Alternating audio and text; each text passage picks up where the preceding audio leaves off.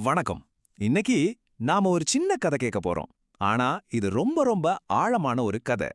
நம்மள சுத்தி தினமும் நடக்கிற, ஆனா நாம பெருசா கண்டுக்காத ஒரு விஷயத்த பத்தி தான் இது.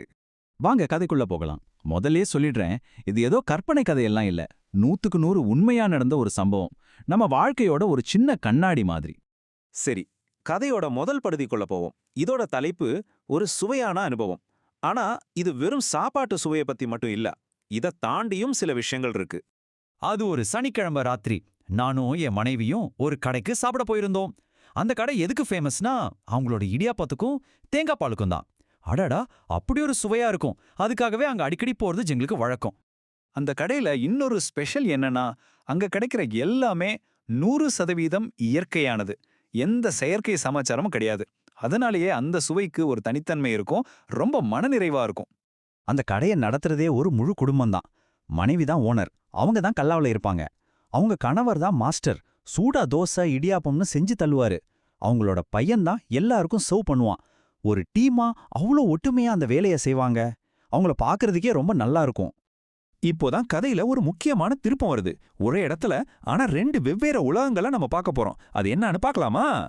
அப்போ அந்த கடைக்கு இன்னொரு குடும்பம் சாப்பிட வராங்க. கணவன், மனைவி, கூட ஒரு 5 வயசு பெண் குழந்தை. அவங்க ஒரு டேபிள்ல உட்கார்ந்து ஆர்டர் பண்றாங்க. அந்த சின்ன பொண்ணுக்கு ரொம்ப தாகம் எடுத்திருக்கு போல. தன்னோட வாட்டர் பாட்டில் எடுத்து அப்பா அம்மா கிட்ட திறந்து தர சொல்லி கேக்குது. ரொம்ப பாவமா இருந்துச்சு பாக்க.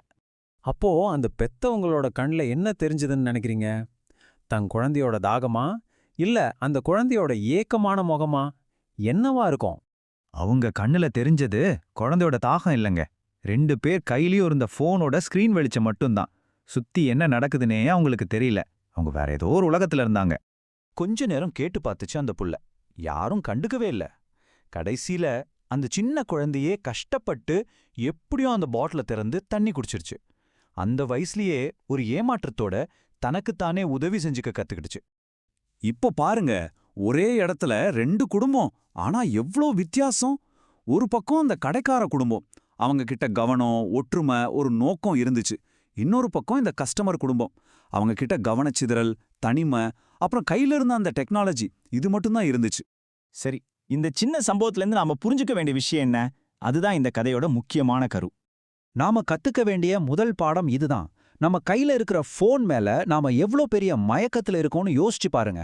நம்மள சுத்தி என்ன நடக்குதுன்னு கூட தெரியாத அளவுக்கு அது நம்மள ஒரு அடிமை மாதிரி மாத்தி வச்சிருக்கு.